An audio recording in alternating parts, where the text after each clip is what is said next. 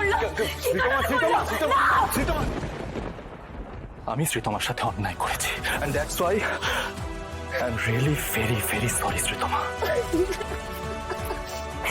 তোমার সরি নিয়ে আমি কি করব বলো তো? তোমার সরি নিয়ে আমি কি করব? এই যে তুমি সবার সামনে আমাকে হিউমিলিয়েট করলে, আমাকে অপমান করলে, তোমার সরি পেলে কি এই সমস্ত কিছু ঠিক হয়ে যাবে? এই যে প্রত্যেকটা মানুষ জানলো যে আমার বিয়েটা কিভাবে ভেঙে গেল, এই কষ্টটা, এই হিউমিলিয়েশনের কষ্টটা কি সব কমে যাবে? কেন করলে আয়ুষ? আমি তো আমার মা বাবার এগেইনস্টে গিয়ে শুধুমাত্র আন্টির কথায় তোমাকে বিয়ে করতে রাজি হয়েছিলাম, তাও তুমি ওর মনটা ভেঙে দিলে। এবার তোমার এই সরি নিয়ে আমি কি করব? তোমার সরি পেলে আমার এই ভাঙা মনটাকে জুড়ে যাবে?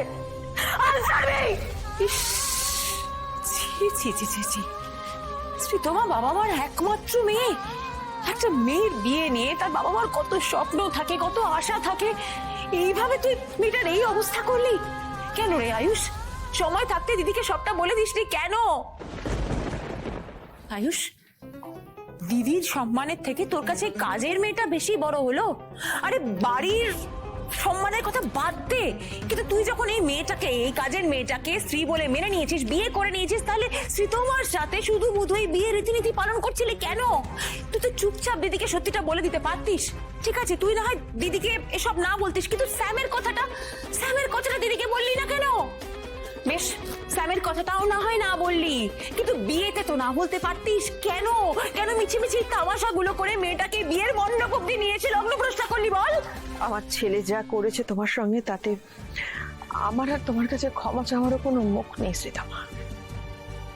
তবে এটুকু তোমাকে বলতে পারি, এই ঘটনাটার জন্য যাতে তোমার দিকে কেউ আঙুল না তোলে, তোমার গায়ে কাদা না ছেটে, তার জন্য আমি সব রকম চেষ্টা করবো। তুমি শুধু একটু শান্ত হও।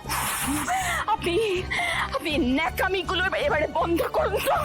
সেদিকে আমার মেয়েটার এত বড় সর্বনাশ করার পর আর এই সমস্ত আদিক্ষেতা আর করতে হবে না।